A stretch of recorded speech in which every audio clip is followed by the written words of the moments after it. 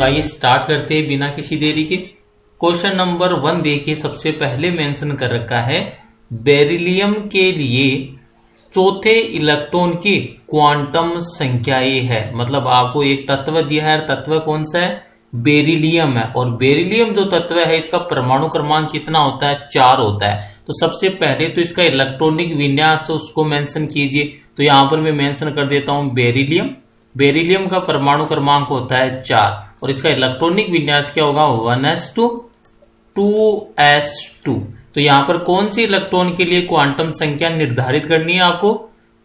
चौथे इलेक्ट्रॉन की 4 इलेक्ट्रॉन संख्याएं है। मतलब चौथी इलेक्ट्रॉन की बात करें, चौथा इलेक्ट्रॉन कौन से कक्षक में उपस्थित है? एस कक्षक में उपस्थित है। तो यहां से अगर मैं कक्षक इसके बनाऊं तो ये लीजिए, पहला 1s हो गया और ये सेकेंड वाला भी कौन सा है?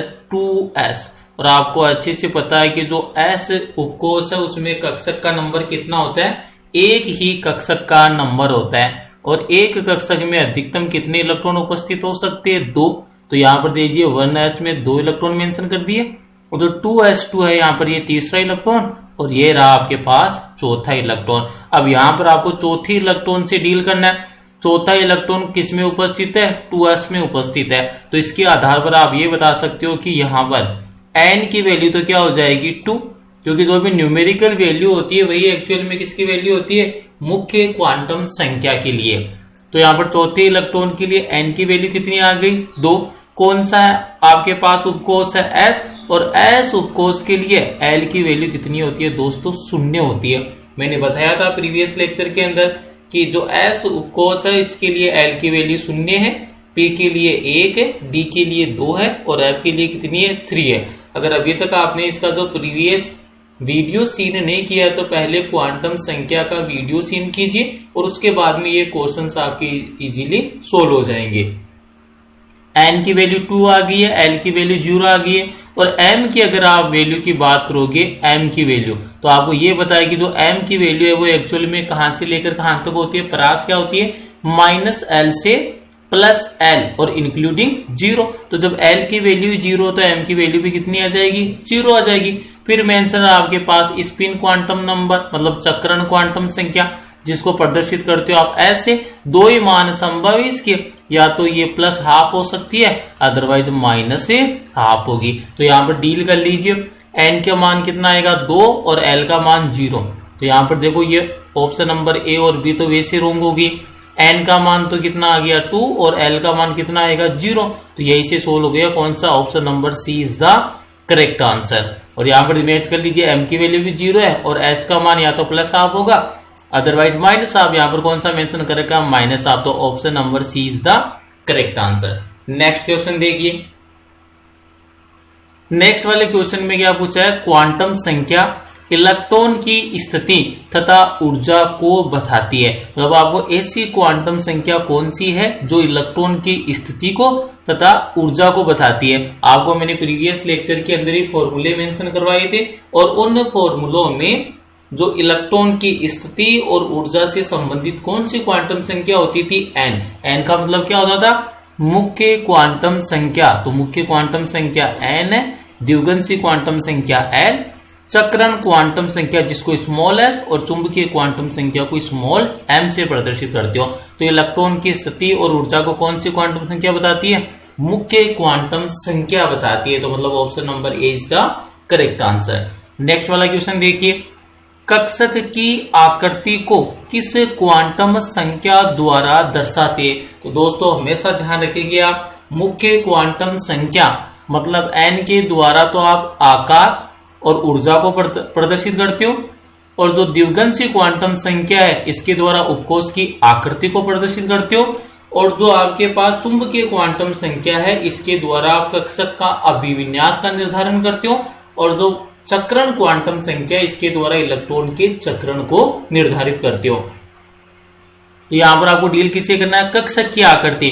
और कक्षकों की आकृति का निर्धारण कौन सी क्वांटम संख्या करती है? द्विगुणित क्वांटम संख्या। मतलब ऑप्शन नंबर बी क्या हो जाएगा? करेक्ट आंसर हो जाएगा।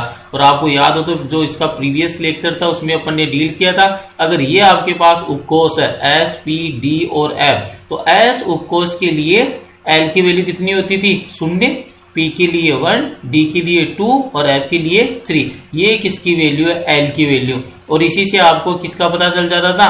आकृति का पता चल जाता था। मतलब जो S उपकोष है वो गोलाकार, P डंबलाकार, D जो उपकोष है वो डबल डंबलाकार और F कक्षक की आकृति कैसी होती थी? जटिल होती थी। तो कक्षक की आकृति से हमेशा डील कौन करता है? द्विगुणित क्वांटम संख्या। नेक्स्ट वाला क्वेश्चन देखिए। नेक्स्ट वाले क्वेश्चन में देखिए, मुख्य द्विगुणित और चुंबकीय क्वांटम संख्या क्रमशः संबंधित है। वही क्वेश्चन अब वापिस इसको घुमाकर पूछ लिया। मुख्य क्वांटम संख्या का मतलब हो गया n, द्विगुणित क्वांटम संख्या हो गई है l और साथ में चुंबकीय क्वांटम संख्या हो गई है m। मैंने आपको स्टार्टिंग में बता दिया। ये जो मुख्य क्वांटम संख्या वो एक्चुअल में किसको प्रदर्शित करती है? आकार व ऊर्जा को प्रदर्शित करती है। आकार को, ऊर्जा को और साथ में इलेक्ट्रॉन की स्थिति को। द्विगुणित जो क्वांटम संख्या होती है ये दोस्तों प्रदर्शित करती है कक्षक की आकृति को। या मेंशन कर सकता हूं मैं डायरेक्ट यहां पर, ये किसको प्रदर्शित करेगी? ये प्रदर्शित करेगी आकृति को। द्विगुणित क्वांटम संख्या एक्चुअल में किसका निर्धारण करती है? आकृति का। अगर S उपकोष है तो कौन सा आकृति हो जाएगा? गोलाकार। P उपकोष है तो कौन सा हो जाएगा? डंबलाकार। D उपकोष है तो कौन सा हो जाएगा? डबल डंबलाकार। और F उपकोष है तो कौन सा हो जाएगा? जटिल हो जाएगा। और जो चुंबकीय क्वांटम संख्या ये एक्चुअल में किसको प्रदर्शित करती है? कक्षक के अभिविन्यास को प्रदर्शित करती है। कक्षक के अभिविन्यास। कक्षक के अभिविन्यास का निर्धारण कौन सी क्वांटम संख्या करती है? चुंबकीय क्वांटम संख्या। अब मैच कर लीजिए, n हो गया आकार से, l हो गया आकृति से और m किसको निर्धारित करेगा? अभिविन्यास को। तो ऑप्शन क्या हो जाएगा? पहले मुख्य बोला तो मुख्य के लिए पहला कौन आएगा? आकार। फिर द्विगुणित के लिए कौन आ गया? आकृति। और चुंबकीय के लिए कौन आ गया? अभिविन्यास। तो मतलब ऑप्शन नंबर ए आपके लिए क्या हो जाएगा? इसका करेक्ट आंसर हो जाएगा। ऑप्शन नंबर बी में देखो मिस्टेक हो सकती है। मुख्य क्वांटम संख्या आकृति को नहीं बताता है, मुख्य क्वांटम संख्या तो आकार को निर्धारित करता है। बाकी देखो यहाँ पर अभिविन्यास को सेम रखा है तो यहाँ पर कंफ्यूज नहीं होना है। जो मुख्य क्वांटम संख्या वो हमेशा आकार ऊर्जा से डील करता है और जो द्विगुणित क्वांटम संख्या वो हमेशा आकृति से डील करता है। तो यहाँ से ऑप्शन नंबर कौन सा करेक्ट हो जाएगा? Option number A is the correct answer.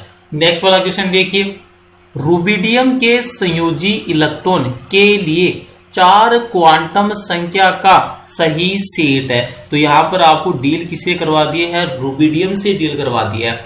अब आपके नॉलेज के लिए ये मैं मेंशन कर देता हूं। रूबिडियम होता है वो एस ब्लॉक का तत्व है। सबसे पहली बात तो जो रूबिडियम होता है, रूबिडियम R20 का परमाणु संकेत होता है। परमाणु क्रमांक इसका कितना होता है? 37 होता है। और इसका अगर मैं बात करूं इलेक्ट्रॉनिक विन्यास की, 5वें आवर्त में उपस्थित होता है और इसके संयोजी कोष में 1 इलेक्ट्रॉन उपस्थित होता है। एस ब्लॉक का तत्व है तो इसका इलेक्ट्रॉनिक विन्यास क्या आ जाएगा? अंतिम 5s1 आ जाएगा। अब आपके लिए यही तो पूछा इसने क्या?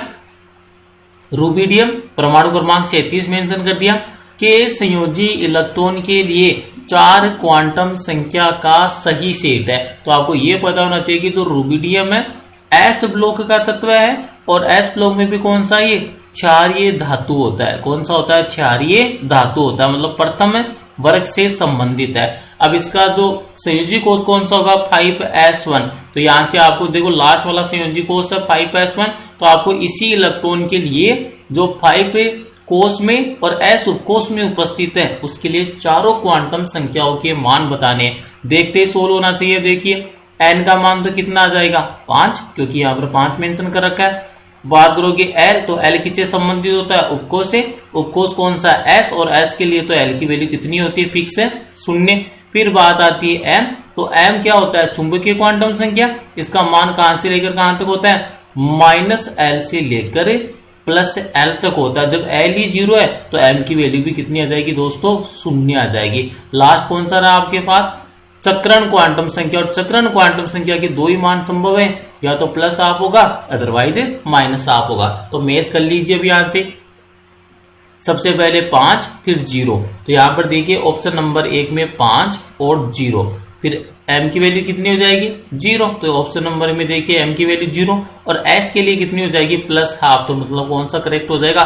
ऑप्शन नंबर ए आपके लिए क्या हो जाएगा? करेक्ट आंसर हो जाएगा। यहाँ पर देखिए जो रिमेनिंग ऑप्शन है डी वाला वैसे रॉन्ग हो गया क्योंकि n की वैल्यू यहाँ पर 6 नहीं है। कितनी है n की वैल्यू? 5 है। और यहाँ पर देखिए ऑप्शन नंबर बी और सी में n की वैल्यू तो सही मेंशन की है, लेकिन l की वैल्यू कितनी मेंशन कर दी 1 का मतलब कौन सा होता है p होता है, जो कि गलत है क्योंकि रूबिडियम में जो अंतिम इलेक्ट्रॉन किसमें प्रवेश करता है 5s में प्रवेश करता है। तो ऑप्शन नंबर ए क्या हो गया करेक्ट आंसर हो गया।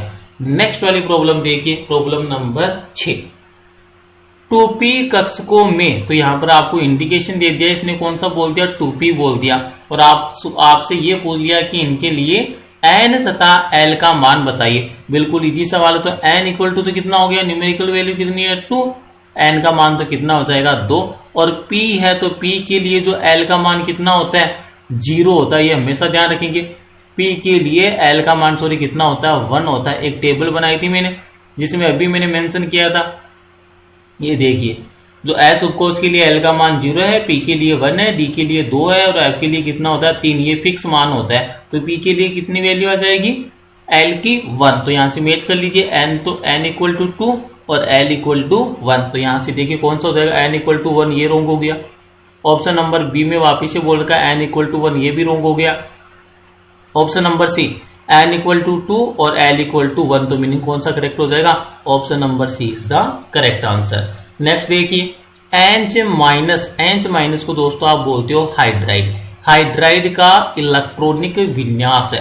तो सबसे पहले तो मैं आपको ये बता दूं कि जो हाइड्रोजन होता है इसका परमाणु क्रमांक कितना होता है 1 होता है, और यहाँ पर H माइनस मेंशन कर रखा, मतलब इसने एक और इलेक्ट्रॉन ग्रहण कर लिया। तो यहाँ पर देखेंगे तो इलेक्ट्रॉन की संख्या कितनी हो गई 2, और 2 इलेक्ट्रॉन की संख्या, तो इलेक्ट्रॉनिक विन्यास क्या हो जाएगा 1s2 हो जाएगा। तो कौन सा करेक्ट हो जाएगा दोस्तों, ऑप्शन नंबर सी क्या हो जाएगा करेक्ट आंसर हो जाएगा, क्योंकि हाइड्रोजन का परमाणु क्रमांक 1 है और माइनस कितना मेंशन किया है -1।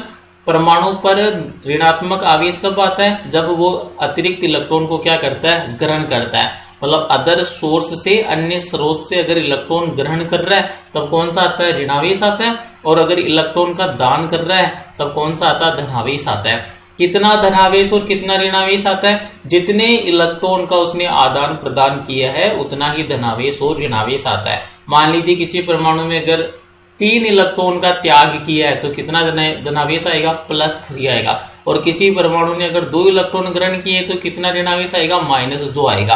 तो यहाँ पर जो हाइड्राइड के केस में इसने 1 इलेक्ट्रॉन ग्रहण किया है तो -1 आ गया। पहले इसका परमाणु क्रमांक 1 था, इलेक्ट्रॉन की संख्या भी 1 थी, लेकिन जैसे ही H- बना एक अतिरिक्त इलेक्ट्रॉन आ गया तो इसका इलेक्ट्रॉनिक विन्यास क्या हो जाएगा 1s2 हो जाएगा। नेक्स्ट वाला देखिए, एक तत्व के बाह्यतम इलेक्ट्रॉन के लिए क्वांटम संख्या नीचे दी गई है, तो इन क्वांटम संख्या की सहायता से आप बता सकते हो कि कौन सा कक्षक होगा।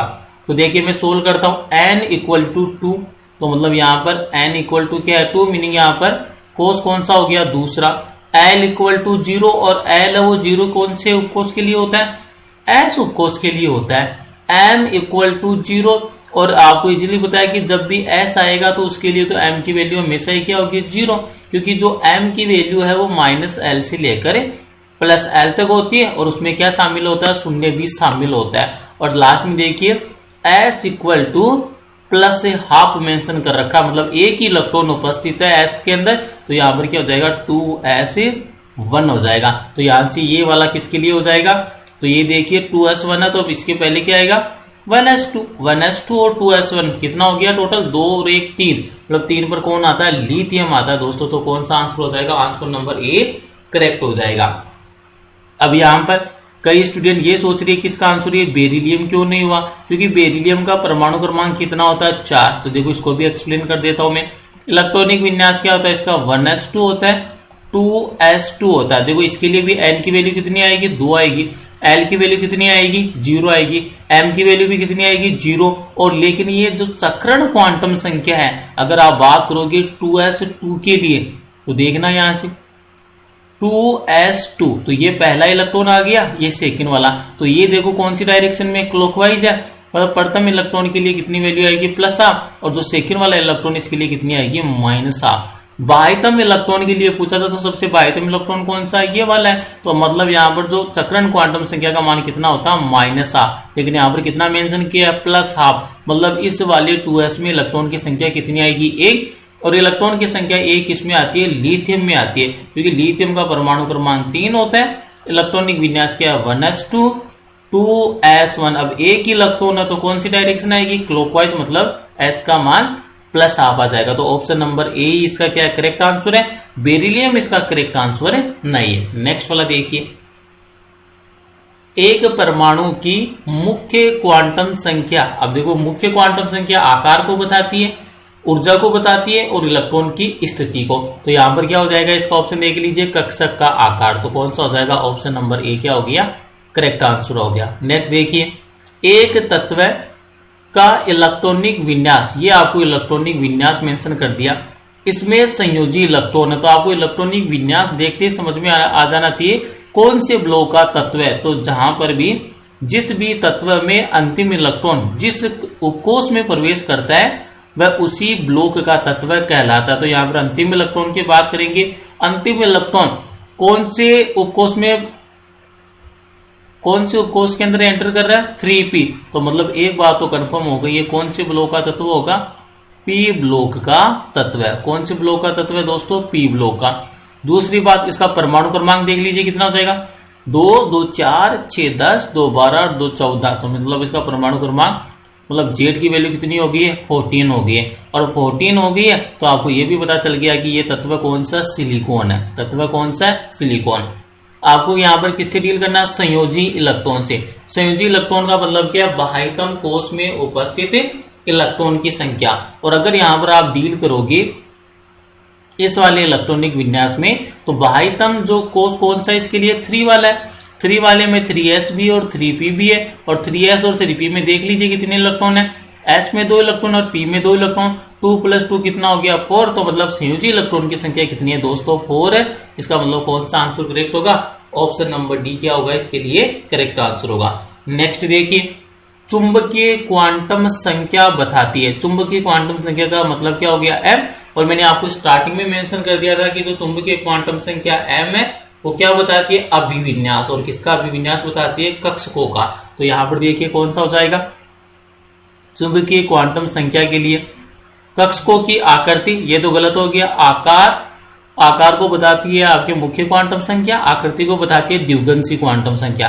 कक्षकों का आकार ये गलत हो गया, ये मुख्य क्वांटम संख्या बताती है।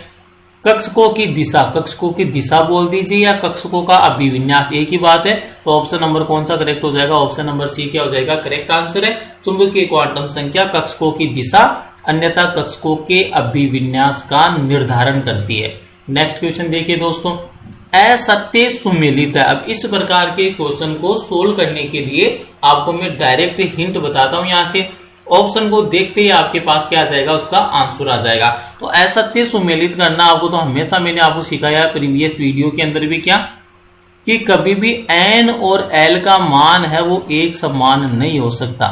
n और l का मान कभी भी एक समान नहीं हो सकता। और ये भी ध्यान रखना, n की वैल्यू हमेशा किससे ज्यादा होती है, l से ज्यादा होती है। तो ये 2 पॉइंट, तो पहला पॉइंट तो ये हो गया कि n और l मतलब मुख्य क्वांटम संख्या और द्विगंशी क्वांटम संख्या का मान कभी बराबर नहीं हो सकता। n का मान हमेशा क्या होता है, l से अधिक होता है। और n के अधिकतम मान के लिए l का अधिकतम मान कितना होता है, हमेशा ध्यान रखेंगे आप, n-1। ये एक्चुअल में क्या होता है, l का अधिकतम मान होता है। अब सोल्व हो जाएगा इन्हीं 2 हिंट से। तो सबसे पहले तो इसको चेक कीजिए कि कहीं ऐसा ऑप्शन तो नहीं दे रखा है आपको जिसमें n और l का मान एक समान। अगर n और l का मान एक समान दे दिया तो क्या हो जाएगा, गलत हो जाएगा। और ऐसा भी ऑप्शन चेक कर लीजिए जिसमें l का मान किससे अधिक दे दिया, n से अधिक दे दिया, वो भी क्या हो जाएगा, गलत हो जाएगा। तो यहां पर देखिए n का मान 3 और l का मान क्या है, 2। तो ये तो सही बन रहा है अभी तक n l के रेस्पेक्ट में। n का मान l से ज्यादा है। 4 और 0 ये भी ठीक है, 3 और 2 ये भी ठीक है, और 5 और 3 ये भी ठीक है। मतलब ये पहले पॉइंट से सोल्व नहीं होगा। पहला पॉइंट क्या बोला था, n और l का मान कभी भी बराबर नहीं होगा और n का मान हमेशा क्या होगा, l से अधिक होगा। तो मतलब n और l वाले से तो ये सोल्व नहीं होगा। नेक्स्ट देखिए, l का जो अधिकतम मान है वो कितना हो सकता है, n-1 हो सकता है। l का अधिकतम मान कितना हो सकता है दोस्तों, n-1 हो सकता है। तो ये भी सेटिस्फाई हो गया क्योंकि सभी के अंदर n की तुलना में l का मान क्या दे रखा है, कम दे रखा है। तो मतलब ये भी करेक्ट है। फिर तीसरा पॉइंट आता है आपके पास m, चुंबकीय क्वांटम संख्या। इसकी आपको रेंज ध्यान रखनी है, -l से कहां तक होता है, +l तक होता है। और इसके अंदर क्या शामिल रहता है, 0 भी शामिल रहता है। मतलब आपको ये पता चल जाएगा कि जितना L का मान है उससे अधिक M का मान नहीं हो सकता, ये भी इंपॉर्टेंट थिंग है। और M का मान कितना हो सकता है, -L2 प्लस L हो सकता है। अब ऑप्शन नंबर 1 से डील कीजिए। L का मान कितना है 2, तो M का मान -2 हो सकता है, बिल्कुल सही है। -2 हो सकता है, -1 हो सकता है, 0 हो सकता है, +1 हो सकता है और +2 हो सकता है, तो ये करेक्ट है। दूसरा वाला देखो, जब L का मान ही 0 आ गया तो M का मान भी क्या आएगा 0, मतलब यहां तो ये भी ठीक है। तीसरा वाला देखेंगे L का मान 2 और M का मान कितना आ गया -3, तो ये रॉन्ग हो गया। ये रॉन्ग क्यों हुआ है, क्योंकि जो M का मान है वो L से कभी भी अधिक नहीं हो सकता, ये हमेशा आप ध्यान रखेंगे। तो जो चुंबकीय क्वांटम संख्या है इसका मान कभी भी क्या नहीं हो सकता, L से अधिक नहीं हो सकता, ये रॉन्ग हो जाएगा ऐसे आते हैं। तो इस वाले के अंदर यही तो मेंशन कर रखा है, M का मान -3 बोल दिया, ये पॉसिबल ही नहीं है, क्योंकि M की जो राशि क्या होती है -L से +L तक होती है। तो यहां पर 2 है, तो इसके कौन कौन से मान संभव थे, -2, -1, 0, +1, +2, तो ये रॉन्ग हो गया। अगर आपसे असत्य सुमेलित पूछा था तो कौन सा हो जाएगा, ऑप्शन नंबर सी क्या हो जाएगा आपके लिए करेक्ट आंसर हो जाएगा। नेक्स्ट देखिए, यदि n का मान 3 हो तो L के लिए कौन सा मान गलत है। तो देखो दोस्तों, इसी वाले हिंट से सोल्व होगा डियर फ्रेंड्स, इसी वाले हिंट से क्या हो जाएगा, ये सोल्व हो जाएगा। कैसे सोल्व होगा, देखिए n = 3, तो मतलब मैंने क्या मेंशन कर दिया 3 हो तो L के लिए कौन सा मान गलत है। आपको यहां पर वैल्यू कौन सी दे दी है, n की, और अब अगर आपको यहां पर L की वैल्यू पूछी तो L का अधिकतम मान कितना हो सकता है। तो देखो मैंने अभी बताया n किसका, L, तो L का अधिकतम मान का फॉर्मूला क्या था, n-1, तो n-1 जाएगा तो मतलब यहाँ पे कितना रह जाएगा 2, मतलब L का मान अधिकतम कितना हो सकता है, 2 हो सकता है। किसके लिए, n = 3 के लिए। अब देख लीजिए यहाँ पर जो भी 2 से ज्यादा L का मान दे रखा है वो क्या है, गलत है। तो यहाँ पर देखिए 0 संभव है, 1 भी संभव है, 2 भी संभव है, लेकिन ये 3 कभी नहीं हो सकता। क्यों, क्योंकि अभी मैंने आपको सिखाया है क्या कि n और L का मान है कभी भी एक समान नहीं हो सकता। n का मान हमेशा L से क्या होगा, अधिक होगा, और L का अधिकतम मान कितना हो सकता है, n-1 हो सकता है। ये 3 बातें आप ध्यान रख लीजिए, आसानी से सोल्व हो जाएगा कौन सा सही है कौन सा गलत है। नेक्स्ट वाला क्वेश्चन देखिए, नेक्स्ट वाले क्वेश्चन में बोल रखा कौन सा कक्षक डंबल आकृति का होता है। ये मैंने आपको स्टार्टिंग में बता दिया। P कक्षक होता है वो कौन सा होता है, डंबलाकार होता है। S जो कक्षक होता है गोलाकार होता है। D कक्षक है वो डबल डंबलाकार होता है, और जो F कक्षक है वो कैसा होता है, जटिल आकृति का होता है। डंबल आकृति का पूछा तो दोस्तों कौन सा हो जाएगा, P कक्षक है इसका करेक्ट आंसर हो जाएगा। नेक्स्ट देखिए, परमाणु क्रमांक 29 मतलब 29 वाले तत्व के परमाणु के D कक्षक में कुल अयुग्मित इलेक्ट्रॉन की संख्या है। तो यहां पर आपको बता देता हूं मैं, जो परमाणु क्रमांक 29 पर कौन सा तत्व आता है, कॉपर, और कॉपर का परमाणु क्रमांक कितना होता है, 29 होता है, 29। इलेक्ट्रॉनिक विन्यास की बात करोगे तो सबसे पहले आर्गन मेंशन करोगे। आर्गन ने कितने तक इलेक्ट्रॉनिक विन्यास कवर कर लिया है, 18, और इसके बाद में मेंशन करोगे 3D, और उसके बाद में आता है आपका 4s। ये जो इलेक्ट्रॉनिक विन्यास का अपवाद होता है, क्योंकि अर्धपूरित एवं पूर्ण पूरित कक्षकों का स्थायित्व सर्वाधिक होता है। तो यहां से क्या होगा, एक्चुअल में इसका इलेक्ट्रॉनिक विन्यास क्या होना चाहिए था, 3D9 और 4s2 होना चाहिए था, लेकिन यहाँ पर 3D और 4s जो कक्षक है इनके मध्य ऊर्जा अंतराल कम होता है, इसलिए जो s वाला इलेक्ट्रॉन है, एक इलेक्ट्रॉन 4s से किसमें प्रवेश कर जाता है, 3D में प्रवेश कर जाता है। तो अब इसका इलेक्ट्रॉनिक विन्यास क्या हो जाएगा, 3D9 नहीं रहकर 3D10 हो जाएगा, और 4s क्या हो जाएगा, 1 हो जाएगा। दोस्तों आपको क्वेश्चन में क्या पूछा है, D कक्षक में कुल अयुग्मित इलेक्ट्रॉन, तो आपको आसानी से पता होना चाहिए D के अंदर कक्षकों की संख्या कितनी होती है, 5। तो ये लीजिए मैं 5 कक्षक बनाता हूं। ये दोस्तों मैंने मेंशन कर दिए कक्षक है 5, और आपको पता है कि एक कक्षक में अधिकतम इलेक्ट्रॉन कितने आ सकते हैं, एक कक्षक में अधिकतम इलेक्ट्रॉन आ सकते हैं 2।